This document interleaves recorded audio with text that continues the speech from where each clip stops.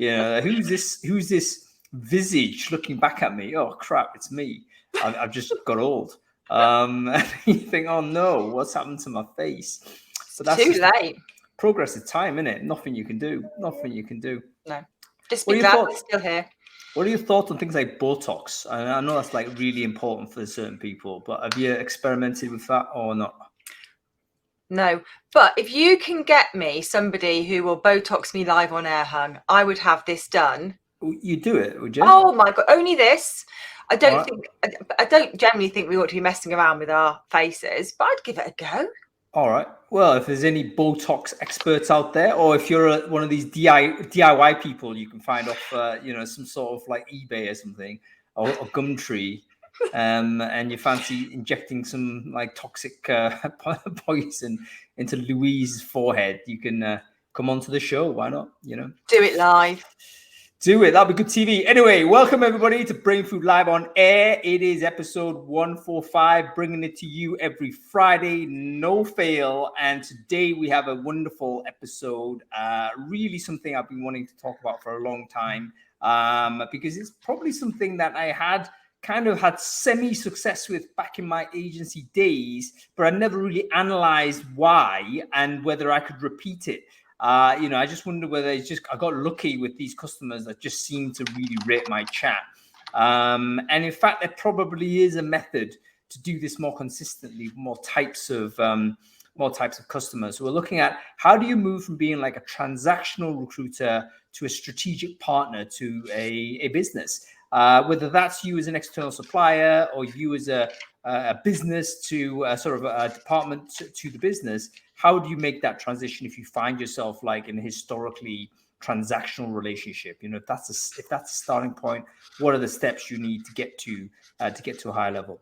Anyway, let's say a few words firstly to our sponsors. We're going to say thank you to our sponsors, Willow. I don't know whether you know a business called Willow. Very exciting UK startup. They're doing fantastically well. They seem to be everywhere. Lots of agencies are using them. Pretty straightforward, asynchronous video interviewing, very competitive market. But these two guys, they're just two guys from Glasgow, I think, but they've just come out of nowhere over the last 18 months or so, and they're really kicking ass. There you go, based in Glasgow. And I really think they're doing it through really good customer sensitivity, great product, of course, but also a keen understanding as to what recruitment agents want from this product. So they're not like trying to eat the entire world. They're not saying this is for everybody. They're saying, look, if you're a recruitment agent, you're dealing with lots of candidates inbound, you want to be more efficient, you got to try Willow. Video. So I would recommend you check them out. If your consultants are not using asynchronous video interviewing, you should give it a blast. Willow.video. By the way, I think there's some sort of discount you can get as well with Brainfood type of thing. So if there's a coupon or something, just type Brainfood in, you might get something off if you sign up to that link. Okay, so let's do some housekeeping firstly. Louise, you've been sitting there for it. I'll say hello to Louise. Thank you for joining me today. I forgot I was on screen. I just started doing some other work. You should just get your spreadsheet out, do other stuff. I'm not joking. I did. I'd like to say I love Willow as well, by the way. So really? Great. Yeah. There's lots of good companies. I think it's amazing that they're coming out of UK. Like, there's lots of decent ones out there. So definitely give it a blast. I know if I was an agent back in the day, that this would be a lifesaver. It would be fantastic to use. It'd be default, instantly. So anyway, Louise, great to have you on the show. Thanks for co-hosting with me. Let's run through a few just AV stuff. So folks, if you can hear me on Crowdcast, just let me know on the chat whether the audio is okay. We should be live streaming this on LinkedIn. So if you see me on LinkedIn and you can hear me okay, please indicate that that's the case. Just say, yes, Hung, I can hear you okay. We should be blasting this through the Facebook group as well. It's kind of, I've got to be shy about saying Facebook group these days. Such a bad thing. The meta group, the uncool place that people hang out, but there are 5,000 people there. So if you're watching this on Facebook, please do let me know. You can hear me okay. And on Twitter, nobody watches that apart from on replay. So yeah, hello. Twitter fans. Okay, Ed, you're on LinkedIn. Thank you very much. Great to see you, man. You're also on Crowdcast, like literally blasting the Brainfood in. Okay, so let's get on with this. Louise, welcome to the show. Quickly, people who don't know you, quickly intro yourself. So Louise Triance, been in recruitment for 30 years ish, 20 years doing UK Recruiter, community site for recruitment folk. That's me. That's amazing. And it's I think it's one of the longest running newsletters in the industry, isn't it? How long has it been going now? A long time. I reckon I probably started 19 years ago. So crazy. That's amazing. That's really why I need Botox. You're looking amazing for anybody writing 19 years worth of newsletter. I can tell you're looking really good. Okay, let's examine this topic because it's interesting. I wonder whether you have any thoughts on it, because you and I are kind of in a similar boat these days. We're not operating recruiters these days. We talk to recruiters all the time, though. So, how do you see a company can move from one to the other? Is it just a force of personality? Is it just the chemistry that you have with the customer? Or are they steps that you can take to actually position yourself so that they actually think of you as a strategic supplier? I'll tell you who would exactly be able to answer that question, and it's somebody who helps recruiters do this. I'll give you my answer, but James Osborn will know how those people make that move, because that's what he's doing with TRN, isn't it? He's helping them move from just being an individual recruiter to being a consultative recruiter. Well, he's coming on in a bit, isn't he? How cool is that? Tell us. Exactly. Yeah. But I'll give you my opinion. So I think that the majority of people who are strategic recruiters are individuals like you who ended up in that way. I don't think that it's so easy to build a practice of consultative recruiters without a lot of work. So I think it's an individual in an agency who, you said rate my chat, who has a client who enjoys talking to you, who believes you know stuff. In order to do that, you've got to know stuff and you've got to be confident enough to share it. So my experience is those recruiters who I know who are truly consultative are people who cared, who asked the right questions, who are confident enough to share their own opinions. It's probably quite a different thing building that actual agency, which is entirely consultative. Yeah, really good point. So what you're saying is there's going to be, this is why you get so many different personality types that could achieve, I would say, a strategic relationship with a supplier, but you wonder how context specific that is. Like if you can't just swap a consultant and expect that relationship to remain the same. We've both had experience where someone's moved on, account gets transferred. Guess what? That relationship's going to collapse. It doesn't matter what the previous was. It's all about the personal connection. So that gives everyone a bit of hope. Like everyone can do it. Doesn't matter about your personality type. But like, as you say, it may well be that people like James and Ben, in fact, who is also like a coach for recruiters, what their thoughts are. Folks, I'd be interested in your opinion on this. So if you have any thoughts on, what is the main component for you to become a strategic partner? I mean, why are you a strategic partner for all of your companies you deal with, or just a couple of them? And if so, it's just a couple of them. Why is that? Is it the chemistry? I think it's okay to say it's pure chemistry. Or is there a system? Is there a method that you use to get them to this space? Okay, let's bring our guests on and we'll see what they've got to say about it. Cool. While you're inviting them up, I'd also be interested to know whether any recruiters just don't want that, whether they just think that being transactional is the answer for them. You know what? This is why you are an upgrade on Adam Gordon. That's so untrue. Sorry, because you come up with, insight like that. Like, why is it in fact a good thing? Maybe you don't want strategy. Maybe you don't want the person calling you all the time and saying, what do you think of this? Take the CV, hire the guy. That's all I'm doing. That's the relationship, mate. You know what I mean? Maybe that's what I want as a supplier. Like, there's no reason why strategy is better. It's higher status, but does it make me more money? Yes, no. Am I just giving free chat? Am I giving therapy to this person who really should just have personal friends? You know what I mean? So that's a very good point. Anyway, let's bring on these two here. James Osborn, quickly introduce yourself. Who are you? What it is you do, sir?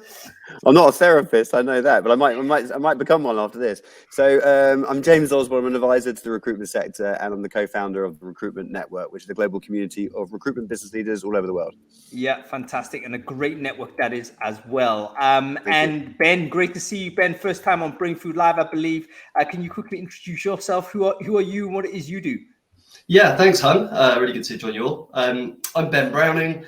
And I help recruitment business leaders develop their recruiters into true consultants with 15 years of experience in the industry and having done some work, a lot of work on this particular topic. So yeah, happy to be here. Excited to see your contributions to this. So let's talk about the personality side of it firstly. I think one of the good things about recruiting is that I've seen lots of different personality types succeed in it. It became very apparent for me, even in the first year in the industry, looking at who the top billers were, who the successful people were. It seemed to be no real pattern. There was introverted people, there was like bombastic people, totally disorganized people who were hyper organized, folks that kind of basically worked like 20 hours a day, other people literally 9 to 5, they could still be at the top. So I just realized, you know what? Anybody can just possibly do it. It might just be like very chaotic environment. It's maybe just all about matching with the right customer. So I kind of lean into this. It's all about personality. But what are your thoughts, guys? What do you think? James, go to you first. Yeah, so it's a really, really fascinating question. Just to answer Louise's question, I'm not wearing the same color sofa jumper set up here. Merging into the furniture. It's a pure coincidence, I can promise you that. No, the personality thing is really interesting, right? So I think any personality can be successful in recruitment, in sales, in being a consultative recruitment person, or however you want to describe it. The key to it is the ability and the willingness to adapt to the person that you're selling to or you're engaging with. So introverts can adapt to introverts and extroverts and so on and so forth. So I think number one is the adaptation piece rather than who you are. I think that's really important. But the other piece, and I think whether it's a personality or otherwise, I think Louise sort of touched on it as well, is and you did, Hung, is in a recruitment business, do you actually all need to be consultative? Do you need to have 100 staff in your agency all being consultative? And I think the answer is fundamentally no. I think you'd end up with an absolute riot and make zero money if you did that. So I think it's the type of people. There's only a certain number of people who I think A, have the ability to do this properly, enjoy doing it, and C, actually you need in a business to be able to do it. I don't think you need an entire workforce doing it. Very interesting. Ben, go to you on this. I will come back to the idea of like having some consultants, not all consultants in a business in a bit, because I think that's fascinating. But Ben, your thoughts on the personality versus the process? Like, where do you see? Where do you sit on this? Yeah, it's really interesting. So you mentioned this a couple of weeks ago on LinkedIn, Hung, and a lot of the comments on that thread were looking at what you need in order to build a strategic partnership is trust. And lots of people will put their best relationships with their clients down to, as you mentioned, also charisma. And I think those two things get you so far. Unfortunately for me, the charisma was lacking, so I had to go big on the rely on the process, Ben. Well, absolutely, which is exactly why I do what I do now, right? Boxing out of those situations where, frankly, expecting or asking for trust or hoping that your personality will get you where you need to get to just isn't quite enough, and it isn't consistent enough, and it isn't predictable enough. So yeah, I'm 100% in the process camp, and I've seen consultants do really good things with that. That's really good. Amelia, just to address your question there, when we say transactional recruiter, I guess that's maybe a UK term to describe someone who basically takes the job, delivers the job, gets another job, just delivers the job. So in other words, they're very, very based on that transaction with the opening, fill the opening. So they're not really providing a consultative or strategic input to the customer. They're not saying, Mr. Customer or Mrs. Customer, that's maybe not a good idea. Do you want to try this? And they're not ever positioning as a partner. So where I had this idea was, maybe it's a good idea for agencies eventually to get to a point where they do partner up in this way, so that the buyer thinks, oh, great, I've got Ben in my pocket for this year. I know I'm going to have at least this capacity, almost like an extension of my business. Rather than if you were just a transactional, if the customer just thought of you as a transactional recruiter, basically you're competing on cost and more than anything else. So more, I guess the relationship may be less sticky as a result. But as you say, guys, I mean, it could well be, particularly if you're, let's say, a recruiter that's focused on a rare skill set that sends candidates across multiple customers and stuff.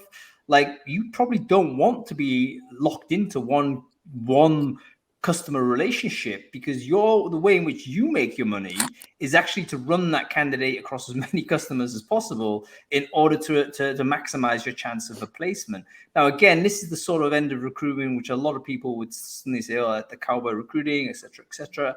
Like it or not, that's a component of the industry. And a lot of the successful businesses are actually built this way. I mean, James, you know this, don't you? Like some of the biggest brands we have in UK recruiting were built with this technique. So I think it's a legitimate argument to say sometimes a strategic relationship may just be a time sink and an energy sink for what it is that you're doing. But it's interesting to explore where that is. Okay, so let's talk about the distribution of this type of person in the business. Why did you say that you don't want like 100% of your consultants to be strategic, James? Would you like to just follow up your thoughts there? Yeah, so and there's a question that came through about, I think it was from Lottie, asking about what's in it for an internal TA. And I think some of the things we're going to talk about now a little bit about how internal TAs and recruiters can actually work better together to achieve better results and outputs for both parties, which I think is an important part of this. And I'm a massive believer in that, by the way. I think I get quite frustrated sometimes when some agency recruiters spend their life trying to work out how to get past gatekeepers, get around the back, get around the system, when actually what we should be doing is working out how we can partner better with the existing internal TAs and HR and procurement. When I look at a recruitment business, I'm going to get absolutely strung up for saying this, but I'm going to say it anyway because it's true, is that a big part of a recruitment business is a little bit like a manufacturing plant. I don't treat candidates and people like a product from a manufacturer. So even Louise's dog's after me for saying that. So I was actually shocked there. I literally, I was like, Louise, I'm sorry. Okay. I've never been on a live chat before. I've no idea how to use my mute button. I do apologise. No, but to an extent, there's a component of the recruitment sector which is a little bit like a manufacturing plant, where we're trying to turn out as many candidates and place them into jobs as quickly and as efficiently and as profitably as possible. And that's the reality of it. You don't treat your candidates and people like that, of course not. But the reality is that's how it sort of works, which is why we spend a lot of time in recruitment businesses talking about efficiency of process and automation and etc. So the reality is, in a business, in a recruitment agency, 90% of what we do is about conversion. Is just how quickly, how effectively can we convert the jobs that we've got. So if you've got a bunch of people running around an agency asking lots of questions to their customers all day long, we ain't going to turn around candidates, and we're not going to be able to pump stuff through. So the relationship pyramid in a recruitment agency with internal TAs and with customers is, I want a relationship at the top end or at an end where I can have a partnership conversation, I can debate, I can discuss, I can challenge thinking, etc. But ultimately, the work is being done behind the scenes, where we are pumping out CVs, we're pumping out candidates, we're evolving the network and the pipelines and so on and so forth. And I think we have to be a little bit careful in recruitment that if we spend too much time trying to take people on a journey to this very consultative 360 recruiter, all it does actually is de-efficientize, if that's a word. I'm going to use it now as my new word, trademark, which basically just makes us less efficient as businesses, which actually then drives profitability down, does the opposite effect of what we're trying to do. Can I ask a question before you bring Ben in, which is that when Lottie asked her question, one of the things that I've seen lots of recruitment agencies do is believe they can only have a consultative relationship with line. Exactly what you're saying, James. They've got to bypass TA and HR and have a consultative relationship with the line manager because that's the decision maker. And I like you, James, I don't believe that has to be true. It's with whoever your point of contact is. So I don't know, with Ben doing the training that he's doing and the work he's doing, are you finding recruitment people believe it has to be bypassing that HR TA function? Yeah, it's a great question, Louise. And I do see a bit of that. Actually, I think it's common for recruiters to want that relationship with line as much as possible. I think the problem here, and it comes down to something that is really kind of about definition of terms. If you want to be a strategic partner, your value has to be delivered at, or your value has to be able to deliver at a strategic level.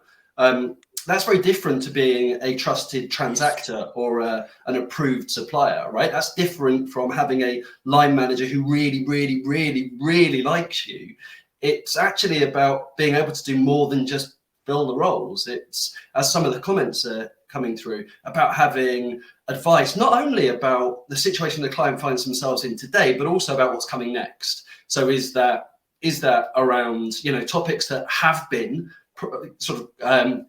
forward-looking, but are now current. So D&I and almost sort of moving towards that AI space, but also thinking about how do you engage clients to talk around sustainability. Those broader topics that C-level business partners are considering working on in terms of their 1 year, 3 year, 5 year strategies. What dialogue is the recruiter or is the consultant having there that says, actually, unless you start thinking about these in advance, you're going to find it difficult to integrate them into your hiring strategy longer term? That's a hugely different level conversation. I appreciate that. And it probably sounds out of the comfort zone for most recruiters, but it's a good example of how far there is a difference between being a strategic partner versus a trusted transactor. You know what? I love that term, Ben, because I think it is important to delineate those two things. And maybe this touches on what James was saying earlier, which is, you know, a strategic partner, maybe a person that basically won't have that much capacity to do the absolute delivery, or even if they did have some capacity, they wouldn't be spending enough time making that fast. So they're going to be less efficient as a deliverer unless they, had a big team around them. Whereas a trusted transactor would be someone who could provide the advice, but also handle the delivery. I think there's two things here which I've got confused, which everyone here is educating me on. Number one, I guess my mental model was myself. Like this is how solipsistic I am. You know, the world doesn't exist outside of Hung Lee, right? So anyway, I was thinking, when I was this, but obviously I was the one guy. And I was doing everything. So I was a 360 recruiter back in the day, 2000, mid 2000s. That's 15 years ago, 20 years ago. Maybe the world shifted. If we're now in a more complicated situation where recruitment agencies have different roles internally, you might have a business winner, you might have resourcer, you might have someone who manages the account relationship, you might have someone who's a candidate handler, and you have similar roles internally as well. You know, where the role is the 360 roles definitely getting broken down. Then actually the strategy is moving to a different part of the function. It's actually it's a description of a different role. So number one, it's definitely about what kind of recruiter are you in what sort of context. And the second thing that's just occurred to me, I want to just sneak it in there because I'll forget otherwise, is that can you be strategic to one person and transactional to another? So perhaps you're strategic, let's say, to your internal recruiter contact, and you're transactional to the hiring manager. There's actually two relationships that you might have as an external third party supplier. If you get it right, you've got strong relationships with both of the stakeholders in there, and not just seeing one as the obstacle to get to the other. Absolutely spot on. And I think you've touched on a really, really important part of what's happening in the recruitment world just generally. And that breaking down of the 360 role, I think, is something we're seeing all over the place at the moment. It doesn't mean the 360 role doesn't exist and can't work. Of course it does, and it works in lots of businesses. But if you want to get scalability, if you want to be able to get growth, which is what a lot of recruitment organizations are fixated on at the moment, then breaking down the role and having people focus on in their corridors of what they're really good at allows them to be able to grow a hell of a lot quicker. And we did an exercise which was basically org chart matching. So if you basically take an org chart of a customer that we're working with or partnering with or targeting or however you want to describe it, and you take the org chart of your recruitment business, if you haven't got people to people matching, then in essence what you've ended up doing is you've got someone doing half a job or a third of the job with someone that that's expecting more from that. Classic example of that is, and something we're absolutely been working on for the last couple of years, is around account management, account penetration, customer success, whatever you want to refer to it as. Many recruitment organizations don't have a strategic structure, process, strategy for proper account management and account penetration, which means we do it on the side when we get a chance to do it, and it's very ad hoc, as opposed to it's a really meaningful working hand-in-hand relationship with the customer to build something which is significantly more valuable, I think. So for me, I think you've got to match org chart to org chart to make this work. In our business over in Australia, we used to insist that our top 20, top 30 customers, our CFO had a relationship with the CFOs of our top 20, 30 customers. Yes, we were doing it strategically because we want to be a bit stickier with our customers, and that's very honest, but also because I want my finance guy to be talking with the finance guy of a lady, I'm going to say guy, I'm just generalizing, the finance person, my finance person talking to the finance person of my organization, because they're having this right conversations about stuff, which it impacts talent and so on and so forth. Right. Ben, I'm going to bring you in a sec, but James, you've just dropped us right into a technique to get more strategic, actually. So forget about the individual as a unit of analysis, but looking from a business-to-business point of view, one of the ways in which you could get more strategic is this org mapping idea. So what you're saying is identify the C-level, identify the leadership, identify the individual contributor, and you need to be matching mirroring sort of what you've got there, if only to identify where the gaps are and then understand that's potential weakness, because you're not giving enough effort, or you're not providing enough person power to that particular area, and that could identify a recruiting need that you might have, but at least it's a potential risk if you haven't got that covered. And of course, you can start identifying like really important players within a customer. And that's where you need to make sure that your best people are applied there, and your strongest professionals are that way. By the way, which I think this could also work as an internal to the business, couldn't it? If you're in a big business, absolutely, you're an internal TA team, you might be thinking, oh, I just need a load of 360 recruiters. Actually, maybe not. Maybe one of the ways you can think about it is, who are your key interfaces, and are you sure you've got like one-to-one matches with the key people that you're dealing with, and if you don't, that's something to be aware of at the very least. Definitely. Can I just touch on a point around this? And this is something that Stephen O'Donnell mentioned before, and actually Zara's just touched on it as well, around recruiters with and Danielle is the same thing, recruiters with knowledge coming into my business and providing insights. I think something that's really important, and this is a terminology thing, it's similar to what Ben was saying, that, you know, we talk a lot about consultancy and consultative selling and consultative partnerships.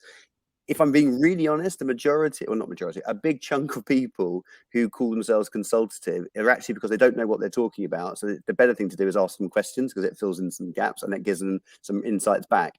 The best recruiters I know, the best ones who are partnering with TAs and organizations effectively, are insights people. They bring insights, they bring information, they bring data. Now, think about that for a second. If I'm working with a large organization and my role is to touch 5 different parts of that business, from C-suite line all the way down and across, I can't possibly have insights that can cover all 5 of that. I'm not an expert in those areas. I can ask questions for all those areas, but who's gaining out of that? Me as a recruiter or the organization? And I guarantee it's me as the recruiter.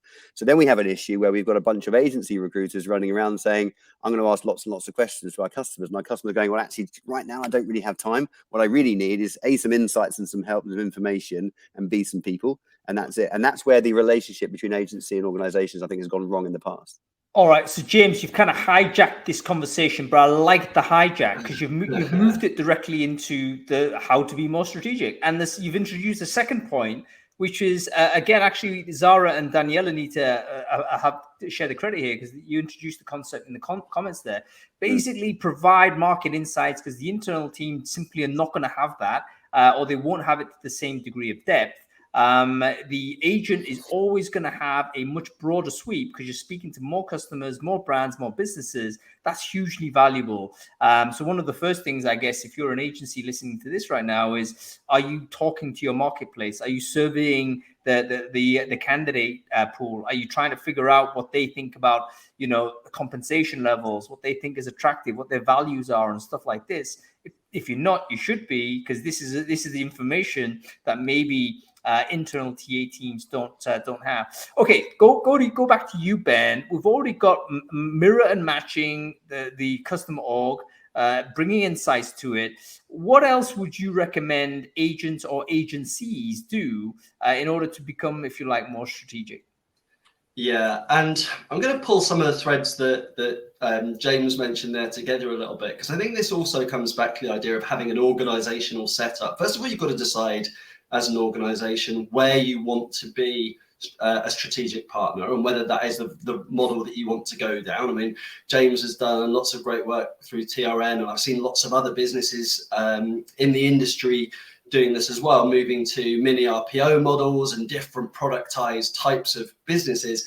And that's a very different but equally valid choice as is going to a strategic partner type model. So there are different types of options here. I think there's always value to have strategic partnership relationships, no matter what your kind of revenue model looks like. But getting it right from an organization perspective is important. So going back to something James said right at the start, yes, it is going to be time consuming to have consultants running around all their, asking all their clients, and I should say candidates, lots of questions about what matters to them and what interests them, and what those strategic kind of possibilities or strategic agendas look like. But consultants are having enough conversations. So if you were, for example, setting up quarterly business reviews with all of your key clients, talking to them about what they were doing, what those key topics and agendas were, pooling that and sharing with your industry and with other clients examples of what you're seeing as best in class. So I'll come back to D&I, because I've talked about D&I as an option, or D&I as an option for consultants to build strategic partnerships around, and a key topic for businesses to build key partnerships around for quite some time now. And one thing we're seeing is consultants become aware where one client or another does something really interesting that tries to reduce bias in their process. Sharing that across your industry and saying, hey, a client recently asked me to do X, Y, and Z because they believe it's going to reduce bias on their process.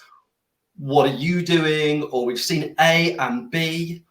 Where does your opinion sit against those two kinds of things? It's about triangulating opinions. That isn't the same as being able to lead the conversation, but it does put you on the map. And I think that rather than saying consultants have to know the answers before they ask the questions, I just want as many people that I work with as possible out there asking sensible questions and having informed conversations with their clients, because I think that is valuable in its own right. You know what? Just before I sort of add to this, I just want to know whether that dog's still barking, Louise, because she's been on mute for the last 10 minutes now. That's okay. I'm listening. That's okay. No, Ben, I think you mentioned something that's this is, I think, a third way in which you could potentially become more strategic, which is kind of what Brainfood does. It's like collecting information from a group, not positioning yourself as an expert, because clearly I'm not an expert. But what I can do is collect together a lot of information from a lot of sources and be able to present that in an aggregate form and say, hey, this is generally what people are talking about. And that could be valuable, as you say, particularly in a competitive industry, Ben, where sometimes they're very, very keen to know what is happening. You don't want to disclose confidential stuff, of course, but you can say, hey, listen, this thing has been effective, or this thing is being adopted. It looks like it's something that we need to be aware of. And then suddenly everyone is at least going to be more cognizant of it. So it's almost like collecting and aggregating information and then dispersing it again to your client base. Louise, you're going to say something? I do. No, I'll come back to Ben. But you have an advantage, Hung, in that there's not 30,000 of you in the UK. And I think one of the problems... Thank God for that, hey? I mean, imagine... Can you imagine? Jesus. If there was such an army of Hung Lees out there. Good Lord. But for recruiters, there's a load of recruiters and they all want to deal with the same client. And I think one of the challenges is, unless you've already got a relationship, how do you form that consultative strategic relationship? Because they don't want to take your call. Ben's talking about doing quarterly reviews, and that's great, because if you've already got the client, you can do that quarterly review. James is talking about mapping your clients, which is great if they're already your clients. But part of this is that thing that we've talked about for the last 20 years, which is own your niche and understand the market, and do a salary survey. I think there's a load of recruiters going around thinking they have all this information. They're making these calls and they're just like utter buffoons because they don't understand the space and they're behaving like they could be consultative and they're not sharing anything that anyone wants to know. So that's what I think is part of the challenge. And I don't know what the answer to that is. Well, I think part of the answer, and I won't call them buffoons. I'll let you call them buffoons. Yeah, a bit harsh that one. But I will say that, you know, I think there's a large chunk of the industry that should probably remain back in the office, filling jobs and doing what they're experts at and doing a really, really good job of. I don't think we need everybody running around the place trying to ask all these questions. That's my concern. Yeah, totally right. So basically, that's worth talking about because I guess there is a bit of a status like hierarchy here, isn't there? Because when we say a consultative, when we say strategic, it's almost like a sense of trying to elevate the what we're doing. And then it's like somehow it's diminishing the actual job, the real meat and potatoes purpose of the industry, which is to fill those jobs. And I think, by the way, this applies internally as well. Like the person who's just like, yeah, I'm just a person that just gets these candidates in. Why is that not like a high respect thing? It's always something. Go ahead, Ben. In our business. I think this is really this is probably the crux of it, right? Because for me, every time the word consultative has been used, I think about the way that, particularly the space that I operate and focus on, which is the permanent market and white collar hires, right? I think in that space, every consultant or every recruiter should be acting in a consultative way, should be asking more questions, should be challenging briefs, should be, particularly in the candidate short market, should be looking at options and presenting different possibilities. That to me is consultative. If we're talking about strategic, then that for me is a different thing. And when we're talking about strategic value, we're talking about the way that businesses do things, the problems that they are looking to solve, and the way that hiring aligns to the problems that organizations are looking to solve at that strategic level. Yeah, let me just make some concision here, because I think, Ben, you're absolutely correct, because I'm commingling these terms, but let's separate them hard and fast here. Consultative, I think, is just being professional to a large degree, like it's just being good. But it doesn't necessarily mean you're strategic. Strategic probably is a little bit decoupled from the delivery of it. It probably is about providing input into how that company does things. So in other words, you could go in there and provide some strategic input to a customer, but that would be the value. The customer would then like divert their recruiting plan or change the way in which they're going to use something, or they'll bring in a new idea because you've suggested it, and improved, their situation as a result of that input. So that's I think how we describe this one. James, you gonna say Yeah, if you don't mind, Hung, I think we're talking a lot about the word consultant. I get that, and that's obviously what we talk about a lot. I think you just said the word, which I think is the more important word in this whole thing, which is value, and where the value sits in the recruitment chain and sort of the whole process. So I remember in our business back in Australia years ago, we used to ban the word or ban the expression "my resourcer," "my recruiter," because there was this hierarchical structure that I was going out there and I was whining and dining in the clients, and I've got my recruiters are working for me back in the office, filling jobs for me. Look at it right now. If I was building a recruitment business tomorrow, the most important thing in my business are the recruiters, are the resources right now, and they are in any organization. So, that value chain has flatlined completely, and I'm so pleased it has. So now we can has that happened within the agency, James? Because definitely within TA. Sourcing has spent, I think, the last 10 years trying to establish itself as a pretty much like a distinct function within internal recruiting, and it's been elevated, I think, to quite high level to the point where it's quite a well-respected part of how recruiting is. Maybe one of the top individual contributor things you could do is be, hey, I'm a great sourcer. Whereas in agency world, it has always been, oh, you're a baby recruiter that you haven't been educated enough before you step. But you're saying actually that's flattened somewhat within the agency space as well. Yeah, it's flattened, and what also has happened is now competency frameworks in many recruitment organizations aren't just one structure. So there aren't sort of, you come in as a resource, so you become a junior consultant, senior consultant, team leader, manager, blah, blah, blah, blah. Now it's actually, there's a whole pathway I can follow, which is purely around sourcing and nothing else. So I can become 4 or 5 promotions within that whole sourcing channel and become an absolute bloody expert on sourcing, which right now in this current marketplace, I'd bite your hand off for 1,000 of those, because that's what we need. You know what? I think the kind of diversification of roles within a recruitment company and also within the TA function is a really valuable thing for our industry. 2 reasons. Firstly, I think it will diversify the types of people that can succeed in the job. You don't have to be, someone who loves the sales aspect, because in the old school, like, you have to have loved the sales aspect, which is why a lot of the old school recruiters aren't very good at sourcing, because you had a totally different set of skills that you're trying to crush into one person. But now with the diversification, we diversify types of personality coming in, and therefore I think maybe even the demographics might diversify as well, which is a very positive thing. And the second is that once you're in, you'll have more options, won't you? Like, you're not just, do I want to be a sales manager, or do I want to manage a team? That was like almost like you had to do it. But now, if we diversify through, there's different ways in which you could progress your career. Definitely. In some instances, one of the best ways to ruin a great recruiter is to promote them to become a manager. Yeah.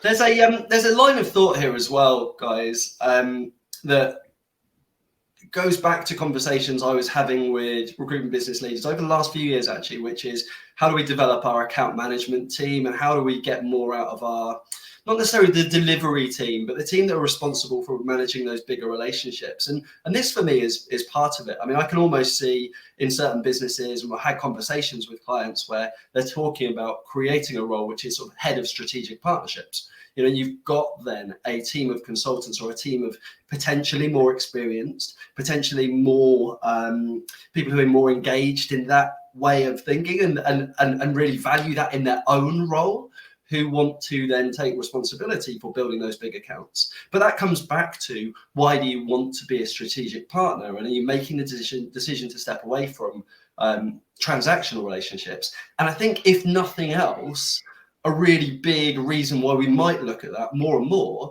is tech. Because if you're looking to do recruitment for a decent sized client now, the argument that client shouldn't be investing in tech to cover their transactional recruitment needs, I think is a challenging one, and it's only going to get more so. So as we see TA teams take on more tech, the role for the transactional recruiter is more and more marginalized. Right. You know what? You've actually reminded me, Ben, as to the original thought I had when I set this list from my brain doesn't work anymore. No matter how much coffee, maybe it's too much coffee, but it was the idea. Look, technology might be disintermediating, or at least automating away a lot of the value that we produce. This person who's just going to knock them out all the time and fill these jobs. What if technology, helps 20% improve the efficiency there? Does that person simply absorb more requirements? What happens? Eventually, the technology will be so efficient that perhaps that function becomes devalued. So, you want to kind of try and move up the value chain as a career saver, or to future-proof your career and so on. Actually, Julia, you mentioned a really good point. Tricky for an in-house recruiter who is able and wants to be strategic, because he or she might be overloaded with these requirements. So they don't have the mind space or the time to do anything else, which I think could be a big constraint. So let's talk about that individual. What kind of things should they be doing at an individual level to develop some strategic skills or strategic mindset? Is there anything they can do, to hand? We've already talked about at a company level, mapped against the business. We've talked about bringing insights. We've talked about, collecting data from across a group. What else can an individual person do to step up the value chain? Ben, you got thoughts there? Yeah, sorry, Hung. So I've got a concept on this that works really well for recruiters, and it's about defining what a really good strategic relationship looks like. So let's actually take that word strategic out for a moment. What does a really good relationship with your client look like? And people use lots of different terms to describe that, but one that comes up a lot is this idea of, they trust me. Okay, so what do we get from a trusted relationship? What does a trusted relationship give us? And what are the commitments that we kind of seek? And the process that I take consultants through is to map it all out, build a commitment map. If you had a perfect relationship with your client, if you had a dream relationship, what would they do for you? How would you know that you've got that great relationship? What would that look like? Would it be signed terms, payment terms? Would they be paying you up front? Would it be an SLA that defines exactly how you're going to deliver the recruitment services that they need? Would it be that they spend more time with you? Someone the other day said to me that they know they've got a great relationship with their client because they go for a beer on a Friday night. So getting that down on paper really then helps. Then we categorize it and put it into. I love this, Ben. Give me. Let me just say, I love this idea of a commitment map. So in other words, I can see a timeline. I can see sort of these are the things that need to happen. You know, what are the characteristics of a trust relationship? All of these things, like not only like useful for business, but useful for personal. I'm just thinking about, you know, why are my personal relationshiip so bad? I don't have a commitment map. I need to basically, you know, visualize this and write it down. Okay, go ahead.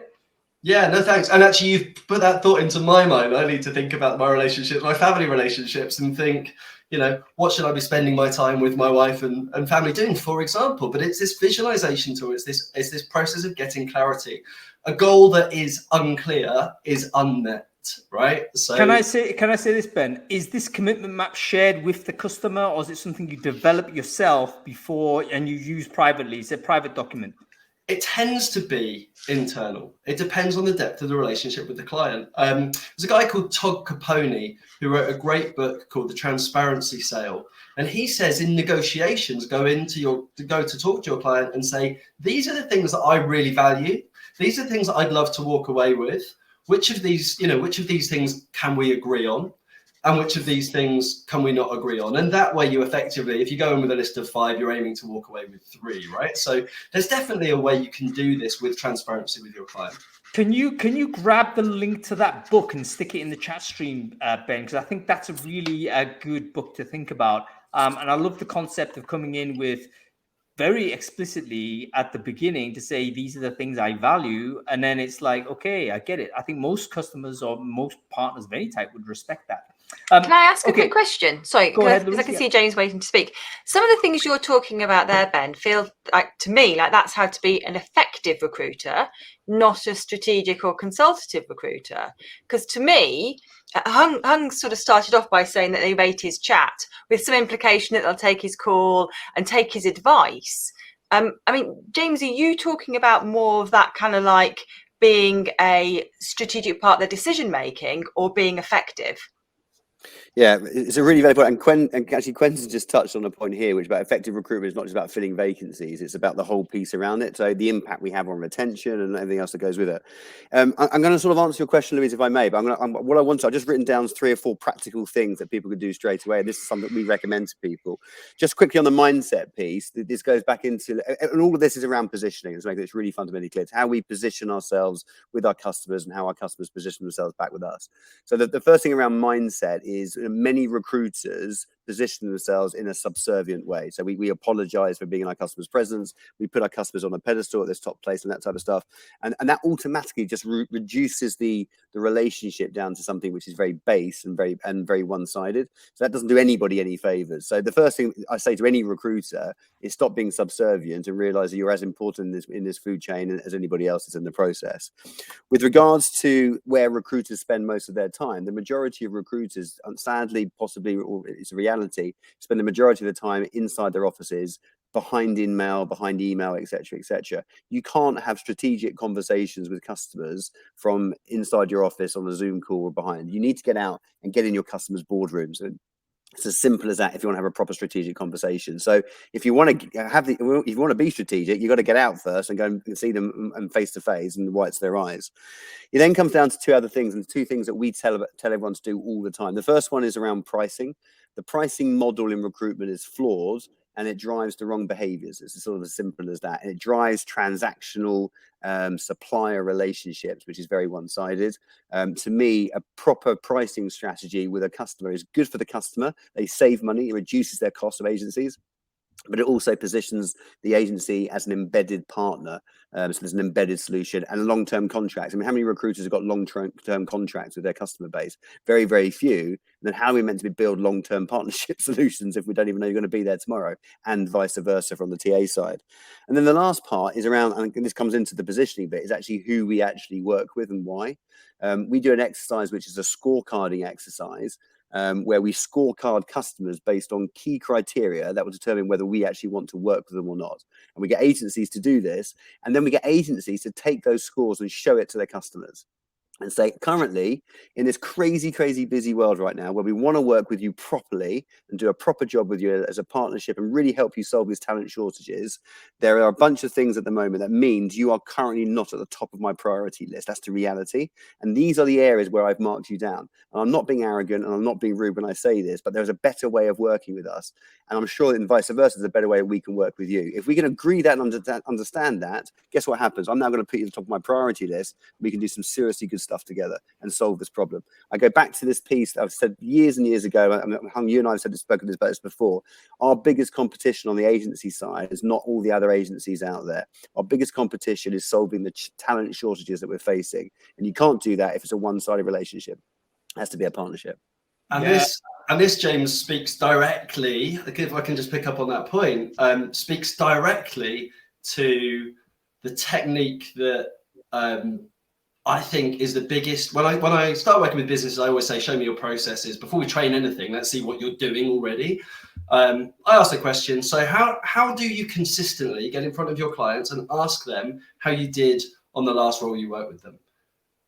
And in the last 6 months, I've had 2 clients who have said, yeah, we've got something, but the rest realize it's an area that they need to do something.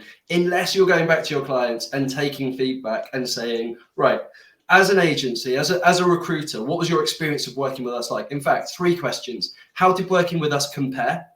What was the impact of that difference? And how do you feel about what you do next? Those 3 questions provide you with the feedback you need to then start looking at what goes on in that next stage. Yeah, and I'd even take that to a slightly different angle, and I agree with you what you're saying, Ben, 100%. But what I would also say is actually, rather than saying how did we do and how did you do, is basically how did the process work? Sure. Is the process that we've created between 2 parties effective and to help us achieve the outputs that we're looking for? Yeah, I love this. Guys, I want to just quickly recap it because there's a lot of information shared in those 2 segments there. And I think the audience are going to appreciate a quick summary. But before I do that, I just want to sort of, we always do this in every show. Basically, I want to make sure that Brainfood Live isn't a bottleneck for the conversation. We've only got about 10 minutes left for the rest of the show, and I'm sure we've got lots more time to talk about. And in fact, lots of you that are all watching this, I'm sure would want to continue to talk about this with the people that are also on this show. So now is the time where we just take a short break. Make sure you share your LinkedIn to the chat stream below, or if you're on LinkedIn, share it on the LinkedIn comment thread, and make sure you just connect with everyone else that you see doing that. Because everyone who's watching the show right now, no matter where you're at, do it on the Facebook as well if you want. I wouldn't recommend doing it on Twitter. But the reason why you would do this is simply so that you can connect with the people who are here. Everyone is interested in this transition or thinking about how to become more strategic or more valuable to your customer, or if you're in TA, how do you become better as a person working with the hiring managers? Everyone who is here basically cares about the topic. So please make sure you connect with everyone there, and so that Brainfood Live isn't a stopper, because we're gonna have to stop in about 10 minutes. Okay, great to see some shares there. Go ahead and crack through. Okay, so a couple of things that I think is super relevant. I'm gonna go spool all the way back to your first point and all the way through to your points as well, Ben. First thing you said is mindset, James. The idea of being a supplicant. I think it is kind of inherent in agency work. It's like we're desperate for the business because it is so competitive, and we say, give us a job, or that kind of thing. And if that's the approach, straight away that sort of puts you in into a role where you are less than just a transactional supplier. You are a supplicant. You're there to be booted. So you have to change the mentality and make sure that you're there to operate at an equal level, if not even on a higher level than the person that you're dealing with. The second thing you mentioned, or at least maybe it's the third thing, but it's stuck in my mind, is this issue of pricing. And I think you are right as well. Pricing is something that makes people really changes your own mindset as well as change the mindset of the person you're dealing with. I had some advice, actually. I gave some advice to a friend of mine yesterday who was like asking, she was like getting asked to do a talk, and first time she was going to charge somebody to do it, and she was asking the classic, how much should I charge? And I said a number, and she was like shocked at the number, and she couldn't believe it. And I said, yeah, but the point is, the number is basically based on your opportunity cost and how you value this time. You're going to have to build this deck, you have to travel to this place, you have to deliver it, all that's at least a day's worth of effort, if not more. How much is that to your thing? Are you going to take a day off your work to do this? Well, guess what? You've only got 25 days holiday a year. You take that day off, that's going to be worth more than like what you were thinking. It's going to be a bigger number than you thought. So I think she's going to go get that, and then, you know, probably bring that fee in. I don't think it was outrageously bad, but it was one of those where that automatically does a mindset shift, because you're coming in with not a casual number, right? If you're coming in too low, of course the buyer is going to disrespect the service, because you've disrespected it yourself. So pricing super important. And Ben, you're right. John Brooks, I think, is a kind of industry expert in this. I don't see many people actually focusing on this. I need to get John on the show. He talks with recruitment agencies about how to price the services. I think that's a niche that we need to explore a bit more. James, I did forget the middle thing you mentioned, so I wonder whether you could just quickly reiterate what that was. Around the scorecarding, so choosing which customers you want to work with. Right, yeah, a bit hardcore, but it's like I think again, it's a power of transparency, similar to your comment, Ben, before, when you're saying just be transparent with how you make your decisions as a supplier or as a partner to businesses. Tell them how you make your decisions and how you order your priorities, and be honest with that. It's not a sword of Damocles. It's not a threat. It's just saying, hey, listen, this is how I organize my priority list. Here's how it goes.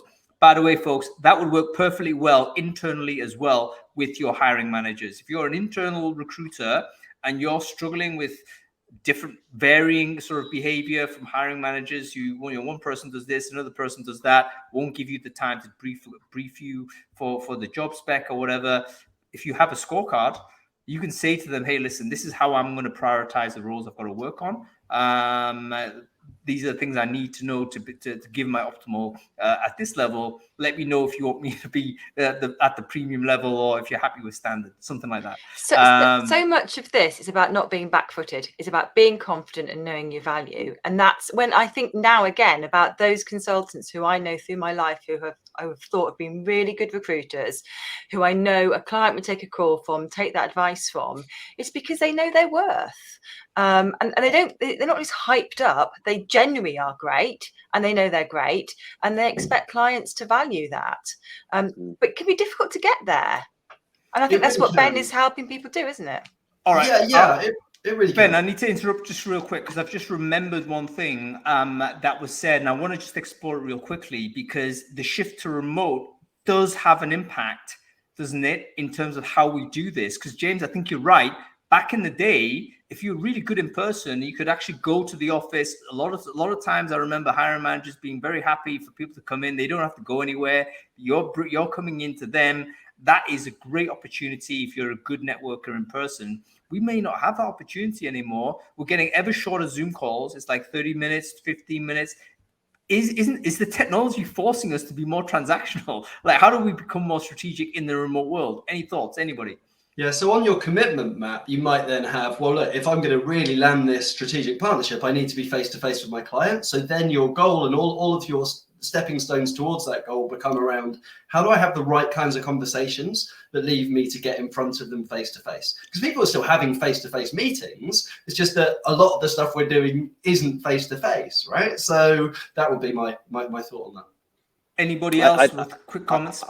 I think long live the transactional recruitment process back in the office, because they're the ones filling all the jobs right now, and that's really damn important. So I only need one or two people out on the road going to having conversations and being strategic. I don't need everyone doing it. So for me, it's that the people you've got who can do it, get out and do it. Think about the good old days. The old salespeople used to live out their cars. 20 client visits a week. You're back to back and all that. It was brilliant. It was superb.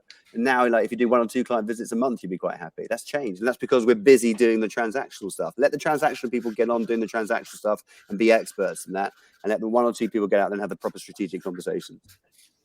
Final word to you, Louise. Superb conversation. I've got nothing else to contribute. You picked 2 amazing guests and a fabulous topic.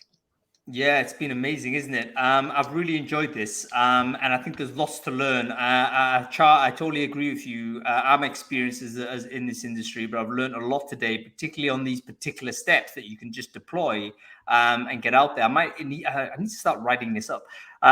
Okay, that's about it, everybody. So Ben Browning, great to see you. Thank you for coming on to the show. Wonderful to have you here. You have a very good weekend, sir. James, great to see you again. And yeah, I need to let you know, the background makes you look as if you're kind of a figure from the metaverse, mate. This is very true. I'm not sure it's real, and because of the color scheme as well, it's like I'm now going to slowly melt back into the sofa. That's as you it. guys disappear. I'd love to see that happen. James, great to see you. I know you're away from HQ, so enjoy the weekend. Take care, mate. Thanks, guys. Love you, see you, bye. Thank you. What smart folks they were, hey? And that's about it. So thank you, everybody, for watching. I hope you've enjoyed the show. Follow the channel if you're interested in this type of conversational content. We do this every week. We will be back next week. I think, what are we talking about? I can't even remember. It might well be, we're talking about the Candidate Experience Report 2022. So this is a report that should be ready by then, but the company sponsored it, a company called Chronify, basically did a candidate report in 2021, and now we're going to try and compare same questions like 6 months later. So in other words, have candidate, what is the new priorities? I don't think there's going to be new stuff in terms of what candidates care about, but in terms of the hierarchy of things, has that changed? So make sure you sign up for that. We'll be back next week. Also, we're doing more Founders Focus as well. So that's happening on Wednesday. Loads of things going on. Okay, that's about it, everybody. So thanks for watching and have a good weekend. Bye. That was quite good, wasn't it, Louise? It was smashing, hung. You know, we're not in the green room yet, don't you?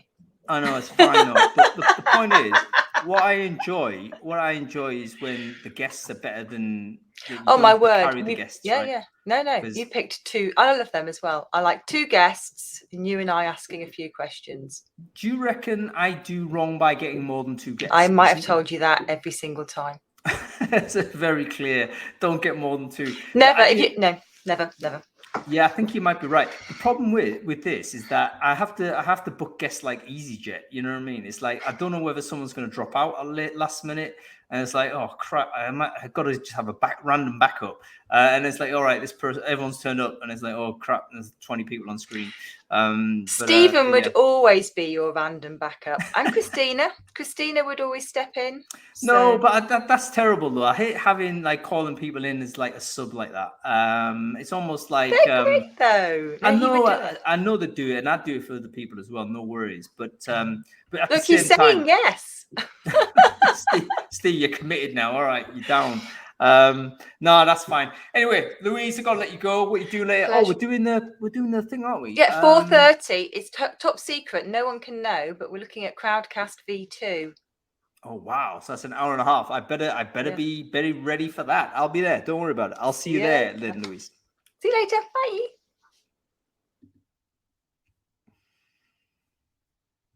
Okay, everybody, that's it. Thanks for watching. Have a good weekend.